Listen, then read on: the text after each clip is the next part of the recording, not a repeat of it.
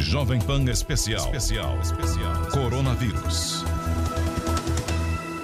Olá, seja muito bem-vindo. Está começando o especial Jovem Pan Coronavírus. Eu sou Olivia Fernanda e aqui você acompanha o que foi destaque nesta terça-feira, porque a Jovem Pan não para. 86% dos pequenos negócios que buscaram crédito não conseguiram ou aguardam empréstimo.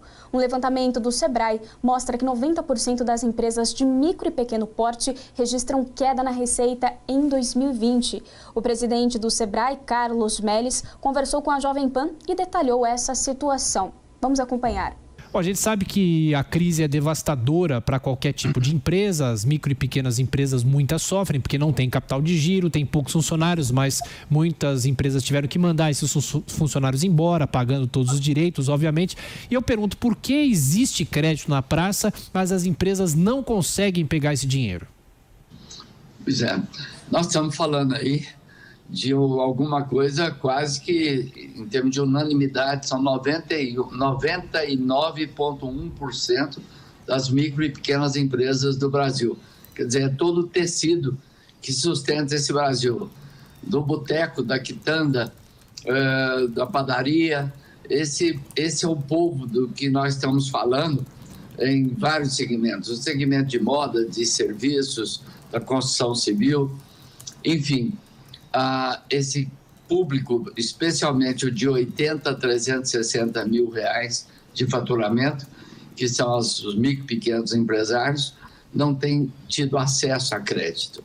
Não é uma novidade, mas acentuou mais ainda com a crise. Por isso, a nossa luta, o Sebrae, destinou, colocou o seu fundo, o FAMP, Fundo de Apoio à Micro e Pequena Empresa. Estamos trabalhando num outro fundo que o Congresso aprovou, o PRONAMP, de 16 milhões, no FAMP, bilhões. No FAMP, nós estamos querendo atingir até 12 bilhões de possibilidade de potencial de crédito, mas a cultura, primeiro, a concentração bancária, segundo, a cultura e o risco de emprestar ao pequeno, isso não é novidade. Mas no momento de crise, numa economia de guerra, os fundos estão garantindo 80% a 85% do risco. Olha que é uma garantia robusta. Estamos garantindo o Sebrae uma assistência, um crédito assistido, não só sob o aspecto gerencial da administração, mas gerencial financeiro também. Ou seja, nós estamos tentando mitigar os riscos todos. Existem aí mais de 140 linhas de crédito que o Sebrae levantou e colocou à disposição. Se você pegar do Banco da Amazônia até o Rio Grande do Sul, as agências de desenvolvimento, os bancos públicos, o Banco do Brasil, o BNDES e, sobretudo, a Caixa, que tem feito um trabalho, pelo menos, de mais boa vontade nesse processo, os bancos cooperativos, as agências de desenvolvimento dos estados, como do Rio Grande do Norte, como de Goiás, enfim, o Sebrae está fazendo um trabalho intenso, positivo, no sentido de fazer a oferta de crédito, mas o acesso ao crédito do micro e pequeno empresário tem sido bem negativo, vamos dizer assim, não está fazendo o efeito que nós gostaríamos que fizesse, para manter esse público, que representa 37% do PIB brasileiro. É um time, vamos dizer assim, que mais emprega no Brasil. Claro. 50% dos empregos do Brasil está nessa micro e pequena empresa. Presidente Carlos Melles do Sebrae pergunta agora de Augusto Nunes. Augusto. Presidente, os estados têm adotado políticas diferentes aí quanto à retomada gradual dos negócios, né?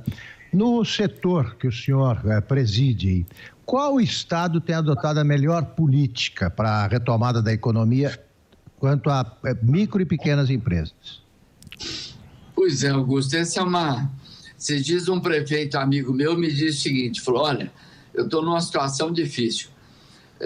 Eu falo uma coisa aqui na minha cidade, o rumo, o entendimento da população é o seguinte: não, mas o governo quer de forma diferente. Aí, dependendo, um diz: não, mas o governo federal está falando de forma diferente. Esses sinais trocados têm trazido uma dificuldade muito grande. As pessoas com 3, 4 informações diferentes ficam realmente com posições e definições diferentes.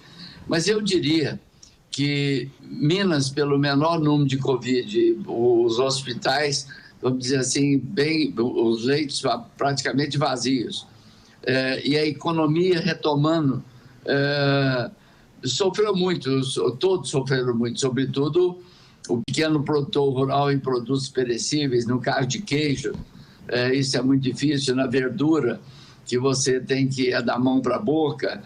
Essas coisas todas têm trazido uma dor de cabeça grande, mas, por outro lado, todos estão fazendo o mesmo esforço de ver se retoma a economia sem muita exposição, o que é um risco, mas ninguém segura a vontade de alguém querer comercializar ou não.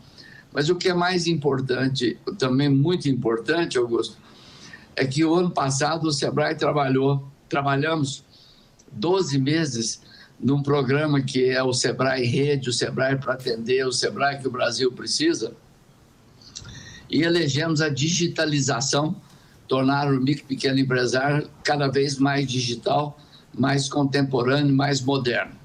O que nós não conseguimos em 12 meses do ano passado, nesses 2 meses, um pouco de março, abril e entrando maio, a digitalização cresceu muito, cresceu bastante.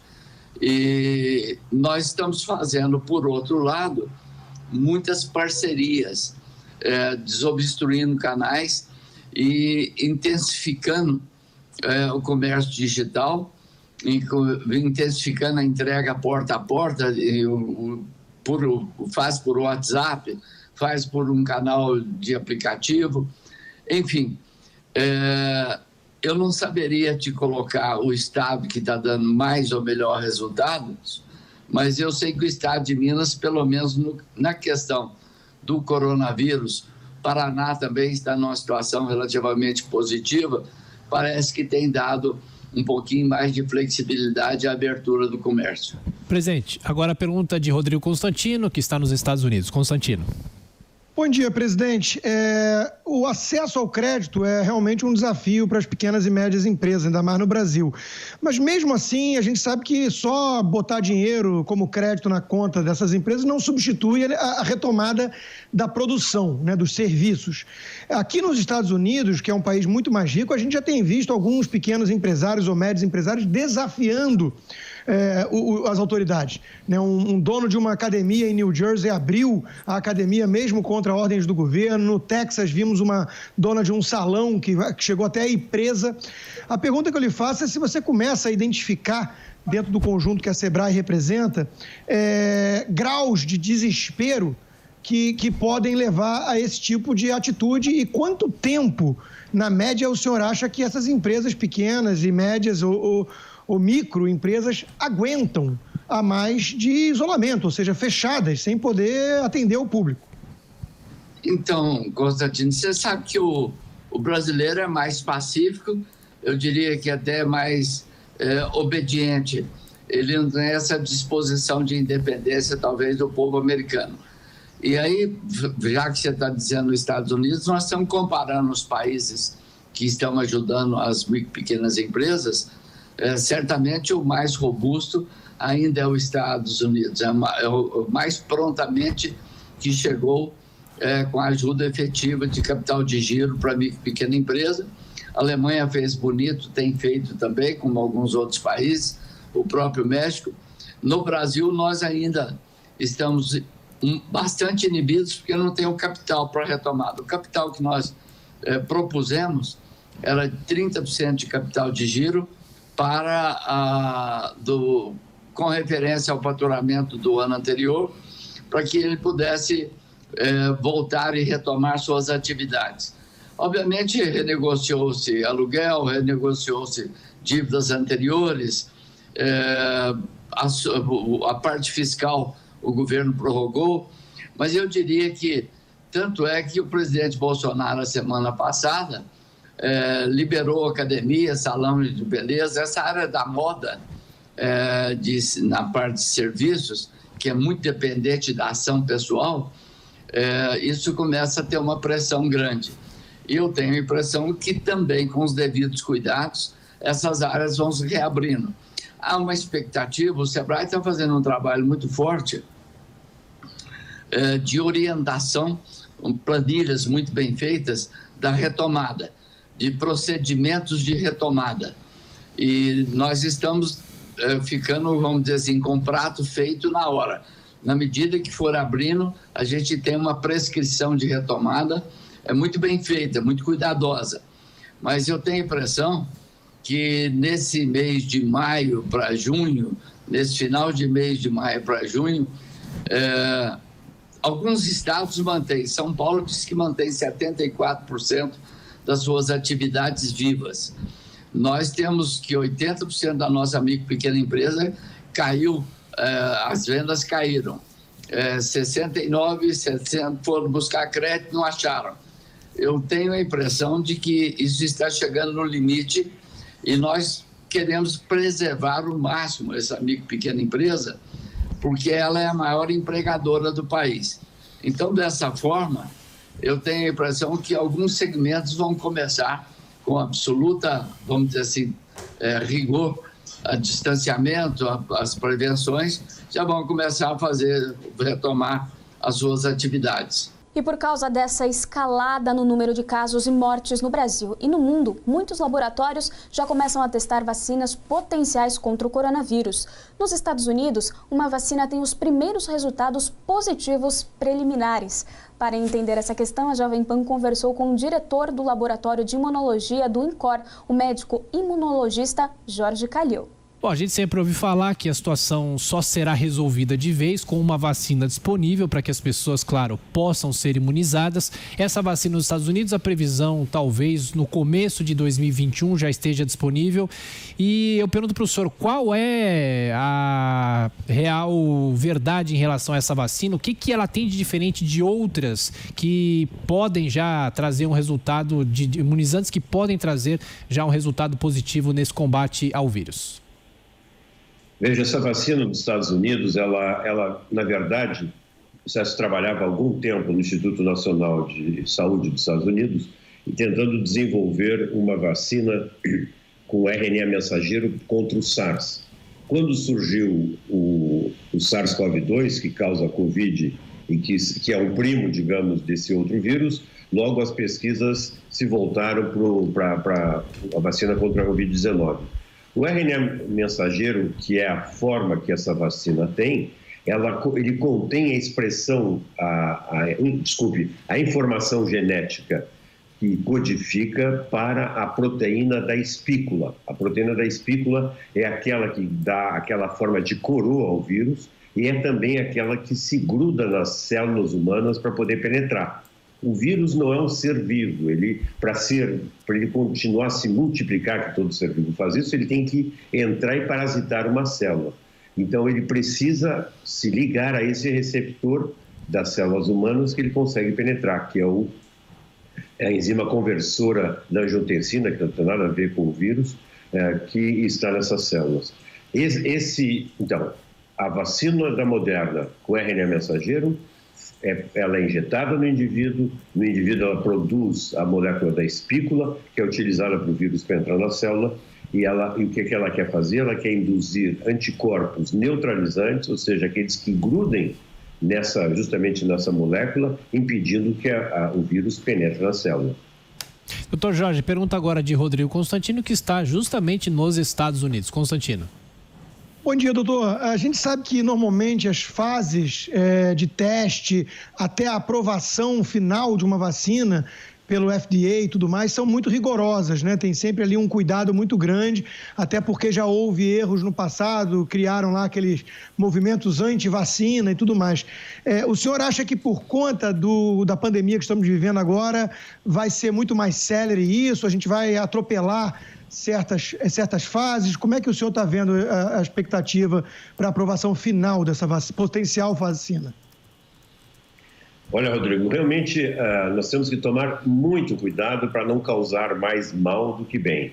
Então, os cientistas, sem dúvida, estão muito atentos para isso, mas existe uma vontade enorme de toda a população mundial de que a gente tenha essa vacina e nos tire esse peso de todos os dias ao acordarmos de manhã, saber será que hoje nós vamos nos infectar com o vírus ou não. Agora, então, por causa da necessidade mundial, as agências regulatórias elas fizeram o que a gente chama de fast track, ou seja, vamos fazer todo o processo mais rápido, mas não com menos cuidado. Temos que tomar ainda mais cuidado. Existem várias fases de desenvolvimento em animal, de toxicidade em animal, depois nós temos que chegar em humanos, e tem várias fases em humanos que a gente tem que testar para ver se a vacina funciona, e mesmo depois que ela estiver aí vacinando gente no mundo, vai ter uma farmacovigilância, que a gente chama, muito atenta. Sem dúvida, desta vez estão sendo exigidos menos experimentos até chegar em humanos. Mas nós temos que trabalhar com muita consciência, as agências regulatórias estão acompanhando cada experimento que está sendo feito por essas mais de 100 tentativas no mundo todo, inclusive algumas delas no Brasil, para ver se existe realmente possibilidade de estar em humanos. A Moderna, junto com a NIH, entraram numa fase 1, testaram em 8 indivíduos, e esses 8 indivíduos, aparentemente, eles geraram anticorpos neutralizantes, que é o objetivo da vacina, o objetivo principal. Nós não temos dados científicos publicados para que a gente possa avaliar exatamente o que está acontecendo. A manifestação é muito importante, ela traz muita esperança, mas não deixa de ser um press release da imprensa, da companhia, que teve o efeito que era desejado, ou seja, aumentar enormemente o valor das ações. Isso talvez traga mais dinheiro para a empresa para continuar na sua pesquisa. Doutor Jorge, a pergunta agora de Augusto Nunes. Augusto. Doutor, eu vou resumir a pergunta que estão fazendo neste momento todos os leigos que estão ouvindo o senhor. Qual é o prazo mínimo para a chegada de uma vacina ao Brasil? Essa é uma pergunta muito boa, Augusto. Uma coisa é chegar a vacina no mundo, outra coisa é chegar a vacina no Brasil. E eu tenho insistido bastante nisso, e por isso que eu acho que é importantíssimo que o Brasil também faça a sua vacina, como o meu grupo está tentando desenvolver. A vacina, para que ela chegue, digamos, que ela termine esses estudos, eu não acredito que ela vá terminar esses estudos antes da metade do ano que vem, por mais que eles queiram que termine na semana que vem. Eles têm que terminar essa fase 1, depois a fase 2 tem um número muito maior de pessoas, eles vão ver qual é o regime de imunização, dose e tudo isso. Depois tem que ser feita uma fase 3, em que você vacina pessoas de todas as idades, porque depois, senão, você não vai poder vacinar crianças, se não for testado em criança, e você vê se essas pessoas efetivamente estão protegidas da doença. Então, digamos que a doença continue forte nos Estados Unidos, eles vacinam uma parte, outra parte dão placebo e observem se as pessoas não contraem a doença. E aí que eles vão começar a produzir. Eu imagino que a Moderna já esteja construindo uma fábrica para essa vacina, mesmo que ela tenha o risco de essa fábrica não dar em nada. Não existe nenhuma vacina de RNA mensageiro no mundo. Então, não existem fábricas no mundo que façam vacina de RNA mensageiro. Se a Moderna, por exemplo, abrir a patente e o Brasil quiser produzir a vacina, ele vai ter que criar uma fábrica que produza RNA mensageiro. Isso demora tempo. A construção física, a adaptação dos equipamentos, a adaptação dos processos e tudo mais. Então, eu não conseguiria lhe dizer quando é que nós vamos ter no Brasil. A não ser que você ache que os Estados Unidos, quando tiver uma vacina, a primeira coisa que ele vai fazer vai dar para os brasileiros serem vacinados. Eu acho difícil. Mas uma coisa eu lhe digo, tendo em vista como está a doença aqui no Brasil, eu tenho vários amigos que trabalham com vacinas me escrevendo, dizendo, olha, no andar da carruagem, é possível que eu só vá conseguir testar a vacina em fase 3, ou seja, aonde tem a doença para ter vacinados e placebos aí no Brasil, porque a doença está ainda descontrolada, então vai ser possível testar. porque aqui em outros lugares a doença já está diminuindo. Doutor, só para a gente fechar, esquecendo um pouco a vacina, um conceito que a gente vê muitos especialistas falando é a tal da imunidade de rebanho. Efetivamente, o que é isso, doutor? Como é que a pessoa cria uma imunidade só se a pessoa já pegou o vírus? De que maneira isso se aplica ao coronavírus, essa avaliação, esse conceito? Efetivamente, o que é isso? Olha, isso é um conceito epidemiológico complexo que foi desenvolvido e que tenta dar uma ideia para as pessoas em campanhas de vacinação, quando que a gente tem sucesso nas campanhas de vacinação. Eu vou explicar o que se trata se a gente não pensar no termo em si. Você veja, como é que a pessoa adquire imunidade contra o coronavírus, esse Covid-19? Ou ele teve a doença, ou ele foi vacinado. Assim, ele cria anticorpos e células para se defender contra o vírus. Enquanto que, se nós tivermos muita gente que não teve contato com o vírus, é muito fácil uma pessoa transmitir para outra, porque tem muita gente suscetível na comunidade. Quando vai aumentando o número de pessoas que foram imunizadas, seja pela doença ou seja pela vacina, fica mais difícil, no contato direto entre as pessoas, uma passar para a outra, porque a grande maioria das pessoas já está vacinada, já está imunizada. Então, a gente diz que não é uma imunidade que é apenas pessoal, mas e sim comunitária. A comunidade está protegida. Era o que acontecia, por exemplo, com o sarampo. Quando nós vacinávamos bastante o sarampo tinha sido erradicado do Brasil. Aí começaram essas campanhas anti-vacinação e muita gente deixou de vacinar as crianças recém-nascidas. As mães nunca tinham visto um sarampo, disseram, bom, para que eu vou vacinar o meu filho, já que essa doença não desaparece aos velhos, só que tinha essa doença. Pararam de vacinar, diminuiu a imunidade da comunidade, e aí os poucos casos começaram a ser transmitidos e no ano passado nós tivemos mais de 10 mil casos de sarampo. Não sei se eu fui claro para você o que significa esse conceito. A empresa americana Cushman & Wakefield é uma das maiores do mundo em serviços imobiliários corporativos, com escritórios em 60 países. Em 2019, seu faturamento global foi de quase 9 bilhões de dólares. Para entender como o setor tem lidado com a crise, a Jovem Pan conversou com a Celina Antunes, que é a presidente da empresa na América do Sul desde 2003. Existe crise nesse setor? Claro que todas as empresas sofreram de alguma maneira em relação à crise, mas é uma empresa muito grande e tem, claro, o termômetro de países como o Brasil, países como os Estados Unidos e outros países que não foram afetados tanto pela pandemia. De que maneira a empresa enfrenta essa crise, talvez de uma maneira desigual em relação aos países? Sim, cada país tem um cenário distinto e cada segmento do mercado também sofreu de formas distintas.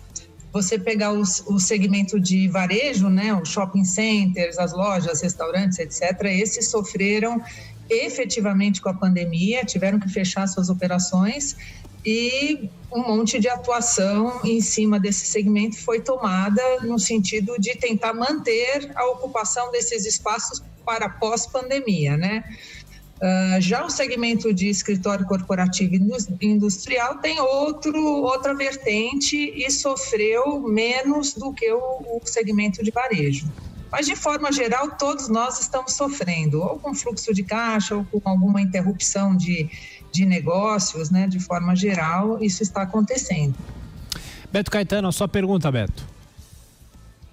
Celina, bom dia, muito prazer em revê-la e bom dia a todos que nos acompanham aqui na Jovem Pan. Celina, vocês administram muitos imóveis em que os ocupantes, né, as pessoas que trabalhavam, por exemplo, nos escritórios, estão em casa, né? Exatamente. Como é que está essa situação e como é que vocês estão prevendo a volta dessas pessoas a ocupar esses escritórios e essas salas? Olha, a situação continua a mesma. A grande maioria está fazendo home office, né, trabalho remoto, e os escritórios estão praticamente vazios. Dentro dos prédios, nós tivemos que trocar na área administrativa todo o manuseio de limpeza, de cuidados com o condomínio, mesmo eles estando vazios, porque existe pessoas entrando e saindo dos prédios, muito menos do que antigamente, mas ainda existe.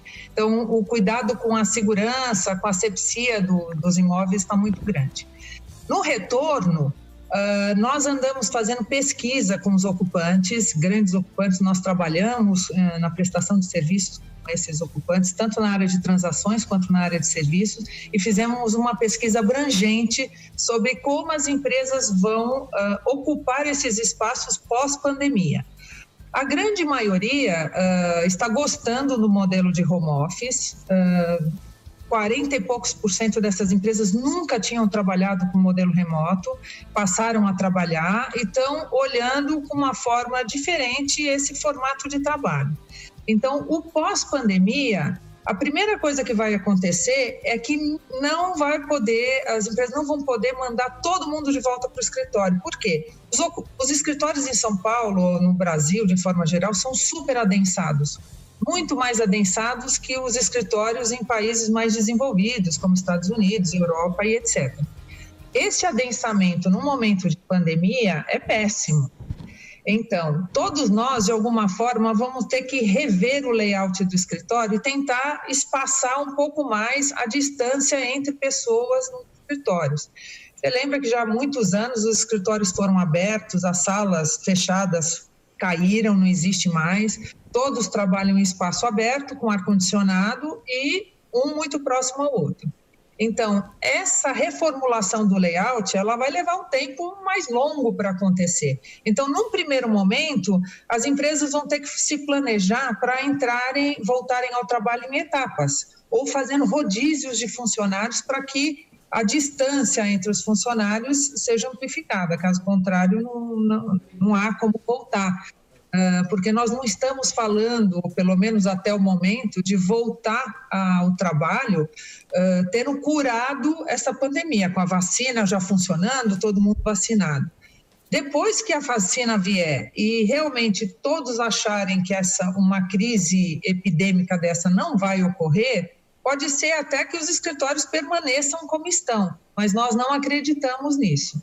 Todos os nossos escritórios do mundo, inclusive os lugares onde já abriram os mercados, né, em alguns lugares da Europa, na China, na Alemanha e etc., as pessoas da própria empresa nossa não estão ocupando 100% do escritório, está havendo rodízio de pessoas e distanciamento e muito manuseio diferente do escritório, sabe? Todos têm que girar no sentido horário para não cruzar com pessoas no corredor, distanciamento das recepções, quando recebem visitantes, etc. Então, existe uma mudança de ocupação de espaço, sim. A Associação Brasileira de Shopping Centers definiu um protocolo para a reabertura de shopping centers em todo o Brasil. Para entender esse projeto, a gente conversa com o presidente da Abrace, Glauco Umay. Glauco, o Brasil tem cerca de 557 shoppings e agora a Associação Brasileira de Shopping Centers, a Abrace, criou um protocolo bastante rigoroso, com um pouquinho mais de 20 medidas, em que o lema principal desse protocolo é higienização total e aglomeração zero. Vamos falar um pouquinho sobre algumas dessas medidas, dessas normas. Por exemplo, os shoppings devem voltar a reabrir agora, a abrir aos pouquinhos, parcialmente, com as vagas dos estacionamentos, por exemplo, reduzidas a 50%. Vão ter funcionários treinados para controlarem a entrada dos veículos para que essa norma seja cumprida? Exato. Vamos lá. Só para uma pequena correção, são 577 shoppings. Ok. E aí nós estamos trabalhando, então, para entrar nesse novo normal que a gente está chamando, né? Então, o poder público, a iniciativa privada e nós, cidadãos, nós temos que entender que o mundo mudou e ele vai ficar mudado durante um bom período de tempo até que seja encontrada uma vacina ou seja achada uma outra forma de lidar com esse vírus. Então, para que a gente não fique para sempre confinado em casa e para que as empresas não fiquem para sempre paradas, nós precisamos entender esse contexto, nos preparar e voltar à atividade, sobretudo com segurança. É preciso, nesse momento, você bem disse o nosso lema, né? Higienização total, aglomeração zero. Isso para quê? Para resgatar a confiança do poder público e da população nos nossos equipamentos, que sempre tiveram a confiança de todos de serem seguros, de serem adequados e que continuam sendo. Então, essas 23 ações, essas 23 medidas que nós tomamos aí, formam esse protocolo de operações que foi baseado em experiências e boas práticas internacionais, foi baseado em consultorias e conversas com infectologistas, com profissionais da saúde e que reduzem muito a possibilidade de contágio ao se frequentar o shopping. Então, por exemplo, o estacionamento. A gente consegue colocar uma carga no estacionamento de 50% da atual. Então, por exemplo, um estacionamento com 1.000 vagas, nós programamos as catracas, né, as cancelas ali, para quando chegar no carro 501, ela não mais abra. Vai ter um anúncio lá, lotação esgotada. Então, essa é uma das medidas que a gente prevê para reduzir o fluxo de pessoas nesse momento, para evitar a aglomeração nesse momento, pois, de novo, o nosso interesse não é recuperar 60 dias de vendas em uma semana ou 10 dias. Nós sabemos que é um processo lento, gradual, de recuperação, sobretudo de confiança. Perfeito. Glauco, então falando um pouquinho mais sobre esse item das vagas de estacionamento, 50% só delas disponíveis. Vai acontecer também um controle de pedestres para evitar a aglomeração de quem entra a pé nos shoppings e também deve acontecer um esquema para que os carros que ficarem do lado de fora guardando uma vaga não formem uma fila que prejudique o trânsito também, não? Sim, mas veja bem, o que a gente tem observado, né, no Brasil, são 88 shoppings já funcionando em 53 cidades. No mundo, são mais de 5.000 shoppings. A gente tem acompanhado esse desenvolvimento no mundo inteiro e também no Brasil.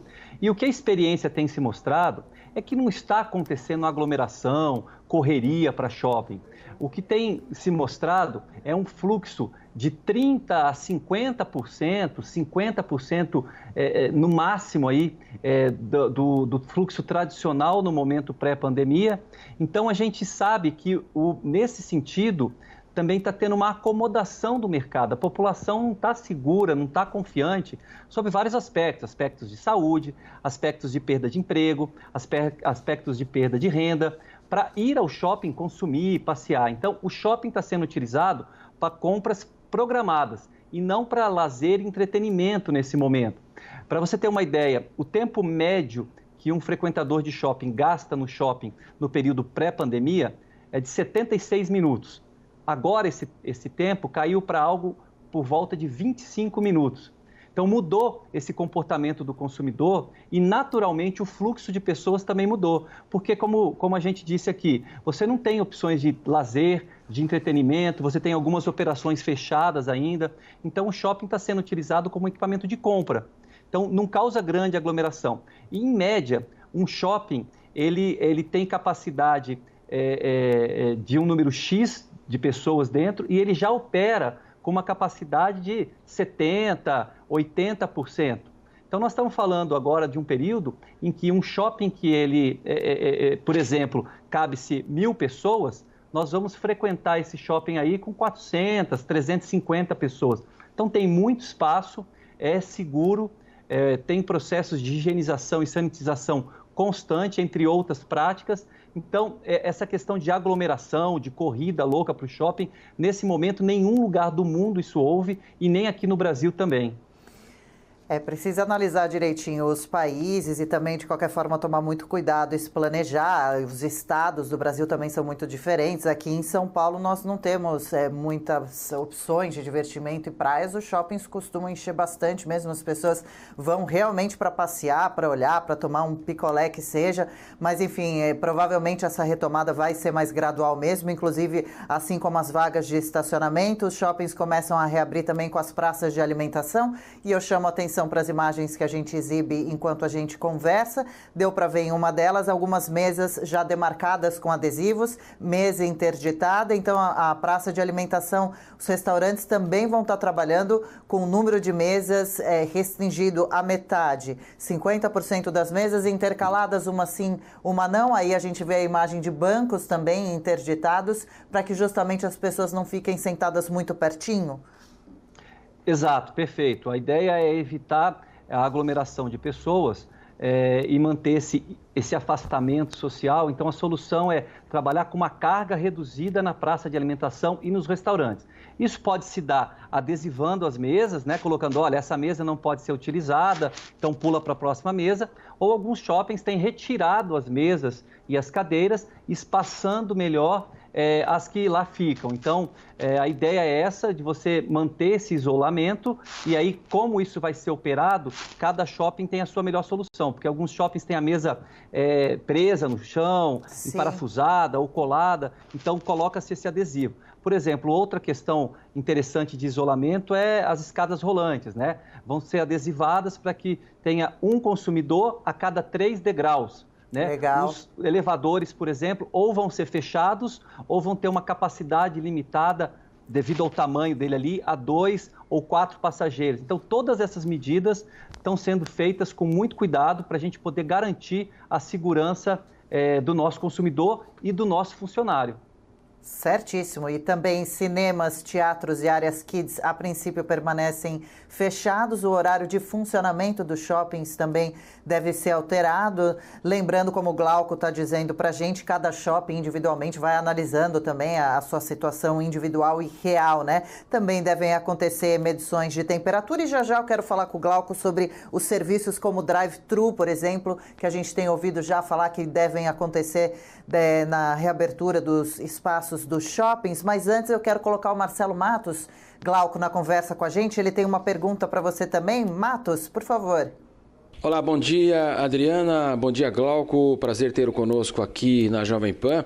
E pensar que no início do ano, no balanço do setor, as discussões, obviamente, eram extremamente positivas, aumento do número de shoppings, nada poderia, naquele momento, precisar algo tão deletério e também importante em relação à economia do país e mundial.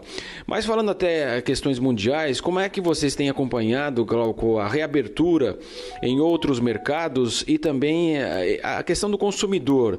De fato, há uma demanda reprimida por parte do consumidor, ou vocês imaginam que pós-abertura ainda haverá um grande receio e as pessoas devem evitar frequentar os shoppings? Olha, obrigado, é um excelente ponto. Só para você ter uma ideia, desses 60 dias de fechamento, o setor já deixou de faturar 25 bilhões de reais, né? Uma perda irrecuperável ao longo do ano, né? É uma compra que nós não vamos recuperar. E investimos mais de 2 bilhões e 500 milhões de reais para o lojista poder se manter ali vivo nesse período de fechamento. Então, é realmente um impacto avassalador, né? Dos 19 shoppings que estavam previstos para inaugurar no ano, 3 já tinham sido inaugurados antes do início da pandemia, outros 16 que iam ser inaugurados foram adiados indefinidamente. O que a gente tem observado no mundo e o que a gente espera aqui no Brasil é uma volta gradual, né? O que a gente chama de uma volta em U, né? Porque isso se trata de uma percepção individual de medo, de confiança. De novo, medo da doença e desconfiança de perda de emprego, de perda de renda. Então, até que isso se acomode, né, o consumidor vai ter um outro comportamento, como tem mostrado. Então, nos shoppings no mundo que já reabriram, as vendas começam com 30%, 40% das vendas equivalentes ao mesmo período do ano passado, e isso vai gradualmente, né, e naturalmente voltando com o passar das semanas e das práticas que vão se tornando ali, se mostrando eficazes para garantir a não contaminação, o não contágio. Então, isso vai se passando de 30% para 35%, 40%, 50%. Alguns shoppings da Ásia e alguns casos na Europa, sobretudo na Alemanha, que é um mercado que a gente analisa muito e que abriu shoppings no dia 20 de abril, essas vendas já começam a chegar ali a perto de 60%, 65% das vendas relativas ao ano passado, ao mesmo período do ano passado.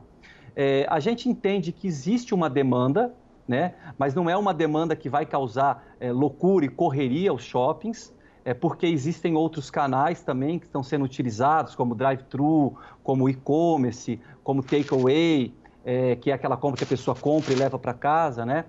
Então, nós estamos observando isso com muito cuidado. acreditamos num retorno, porque o setor é resiliente, é importante para a economia, mas não num retorno em V, né, em que veio a queda e volta rapidamente aos consumos do mesmo período anterior à recessão, ao fechamento. E como muitos dos outros setores no nosso país e em todo o mundo, né, Glauco? Agora, tocando ainda um pouquinho mais nos assuntos econômicos, você trazia para a gente alguns dados de pelo menos 25 bilhões de reais que deixaram de ser ganhos durante todo esse período e de 2 bilhões de reais, pelo menos, injetados para manter os lojistas. Os shoppings sofreram muito mesmo com esse período da quarentena. Algumas lojas e grandes lojas de grande porte só existem em shoppings todos fechados. Como foram feitos os acordos com os lojistas, com os proprietários das lojas com relação a aluguéis, todas as taxas do shopping que deveriam ter sido pagas durante esse período? O acordo era a cada shopping ou uma lei só para todos os shoppings do Brasil? Como o senhor me corrigiu agora há pouco, são 577 estabelecimentos no país. Sim. Olha, eu até disse para o ministro Paulo Guedes, numa reunião que eu tive com ele, que se um meteoro atingiu a Terra, que é uma metáfora que ele utilizava, esse meteoro caiu em cima de um shopping center, porque nenhum outro setor da economia foi tão afetado quanto o setor de shoppings. Até mesmo as companhias aéreas, até mesmo a indústria automobilística, enfim, outros setores muito impactados, tiveram um pouco das suas atividades permanecendo ativas, né? Funcionando. O shopping não. Os shoppings foram fechados por força de lei, não foi nenhuma opção ou uma regulação do mercado, foi por força de lei, de decretos que fecharam os shoppings.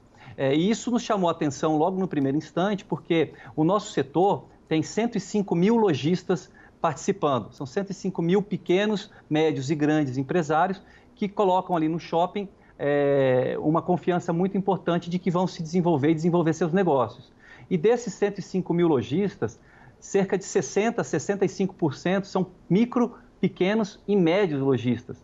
Lojistas que não têm caixa suficiente para aguentar 2, 3 meses, que não têm estrutura suficiente para ficar tanto tempo parado. Então, a nossa primeira ação foi negociar com esses lojistas, priorizamos os micro, pequeno e médios, mas negociamos com todos eles para que a gente pudesse evitar o caos naquele primeiro momento ali em que a gente estava entendendo essa dinâmica dessa situação inusitada que era fechar o shopping. A gente nunca tinha imaginado fechar um shopping, imagina fechar 577 shoppings. As negociações foram caso a caso, não digo nem grupo a grupo, foram shopping por shopping. Não existe essa discussão, essa combinação de mercado, de jogo entre os shoppings, entre os empreendedores. Cada contrato é individualizado, tem as suas especificidades, as suas características, mas a orientação que nós da associação passamos é: não cobrem aluguel nesse momento, discutam isso a posteriori, da forma como você achar melhor, porém, vamos dar o alívio para o lojista passar por esse momento que a gente agora está vivendo. Então, 3 contas principais foram discutidas nesse momento. O aluguel, que não foi cobrado, né? Ou seja, ele foi ou isentado ou ele foi adiado para um pagamento posterior, que pode ser em outubro, novembro, o ano que vem. Isso vai ser discutido caso a caso, dentro da realidade de cada lojista, né? A segunda conta foi o fundo de promoção, que foi isentado pelo setor, e a terceira foi o condomínio, no qual a gente teve uma redução muito drástica do custo através de eficiência, de renegociação de contratos, de absorção de custos. Então, essas 3 contas, esse investimento que o setor fez através de diferimentos, adiamentos e isenções, somam aí quase 2,5 bilhões de reais e que deu essa sobrevida para o lojista. Agora, chega um momento em que o setor não consegue sozinho manter o seu funcionamento e o funcionamento dos 105 mil lojistas. O mundo inteiro mostra práticas em que os governos entraram e injetaram muito dinheiro nos negócios para mantê-los vivos. Ontem mesmo foi anunciado um plano ali da Europa, na Alemanha e na França, de 500 bilhões de euros para a recuperação da economia. Os Estados Unidos anunciaram um plano no início da pandemia de 2 trilhões de dólares e o dinheiro efetivamente chegando. Aqui a gente tem uma oferta de crédito que não está conseguindo ser efetivada, menos de 20%, eu tenho dados ali de 10% a 15% só dos empresários do nosso setor conseguem acessar o crédito para manter os seus negócios funcionando e começa a tornar uma situação muito difícil, porque eu já tenho dados aqui de que 20% desses 105 mil lojistas ou fecharam ou pretendem fechar nos próximos 30 dias. né? Nós estamos falando aí de cerca de 150 mil empregos que podem ter desaparecido ou já estão desaparecendo. E nós não conseguimos sozinhos manter isso. Precisamos do auxílio e de medidas efetivas e rápidas dos governos, através de diferimentos, através de medidas fiscais, mas principalmente de linhas de crédito, dinheiro na economia direta, para que a gente possa, então, passar por esse momento e pensar no novo normal com as empresas vivas. Certo, um momento muito delicado mesmo para o setor dos shopping centers. Para a gente encerrar, Glauco, vamos a uma última pergunta do Marcelo Matos. Matos, com você. A Alshop, que é a Associação dos Lojistas, né, garante que 70% do setor são empresas pequenas, né, de um faturamento também baixo, e que esse público, né, ele está tendo uma grande dificuldade para se manter vivo. Como tem sido, né, essa renegociação dos lojistas, dos grandes lojistas e também principalmente dos pequenos, na garantia aí de tentar sobreviver, e também os acordos que vocês estão fazendo nesse momento de pandemia? Claro, Marcelo. Olha, o que tem acontecido nesse momento é uma união muito grande de todos os players, né, de todos os participantes dessa nossa cadeia Shopping Center, que é uma cadeia muito grande, muito forte, representa quase 3% do PIB brasileiro, gera mais de 3 milhões de empregos e, como eu disse, tem mais de 110 mil empresas envolvidas. Então, é um momento de diálogo constante e frequente. Eu mesmo converso com o Nabil praticamente todos os dias para a gente poder fazer uma análise de como é que está o impacto, como é que estão as demissões, como é que está o acesso ao crédito, como é que estão as negociações. Então, é um momento de convergência talvez inédito na nossa história. Não só com a Alshop, mas com as outras associações, a ABF, que é de franquias, o IDV, que é o Instituto de Desenvolvimento do Varejo, que é das lojas âncoras, Confederação Nacional das Associações Comerciais, Câmaras dos Dirigentes Lojistas, enfim, todos os sindicatos, associações, federações têm conversado conosco nesse momento. Então, é um momento de diálogo e de entendimento. Todos entendem que todos terão que ceder, uns cedem mais, uns cedem menos, mas todos terão que ceder, mas a presença do governo nessa equação é fundamental e ela é determinante, né? Então, o que a gente fez para o lojista é mostrar para o lojista que grande parte do custo dele é um custo que é condominial, um custo de operação, e que a gente não pode fechar porque o shopping tem que manter ali estoques, tem que manter segurança, tem que manter limpeza. Então, nós estamos conversando, por exemplo, com a ANEEL, para reduzir o custo da energia elétrica, que é 60% do custo do condomínio é energia elétrica. Nós estamos conversando com eles para ver se existe a possibilidade de renegociarmos os contratos nesse momento e pagarmos a posteriori. Temos conversado com os 222 municípios do Brasil que têm shopping para um diferimento do IPTU, que é uma parcela importante do custo desse lojista. Conversamos com governos estaduais para renegociar dívidas tributárias e de ICMS que os lojistas têm para depois. E da nossa parte, como eu disse, nós isentamos pagamento de aluguel ou jogamos o pagamento desse aluguel para bem longe desse momento agora, e isentamos a cobrança do fundo de promoção. Então, demos esse alívio de caixa e injetamos dinheiro para o lojista através de outras formas, já somando esse 2,5 bilhões aí de reais investidos. Então, não houve e não está havendo, como é tradicional do nosso setor, judicialização, né? São um ou outro contratos que estão sendo questionados na justiça, mas é um percentual que é traço dentro desses 105 mil contratos que a gente tem, porque é um momento de convergência, de entendimento e de união para que a gente passe por esse momento de dificuldade. Então, estamos fazendo muita coisa, eu acho que vamos passar assim vivos, com cicatrizes, mas, de novo, a participação do governo ela é importante nesse momento. E termina aqui essa edição do especial Jovem Pan Coronavírus. Obrigada pela audiência, fique ligado na nossa programação e até mais. Jovem Pan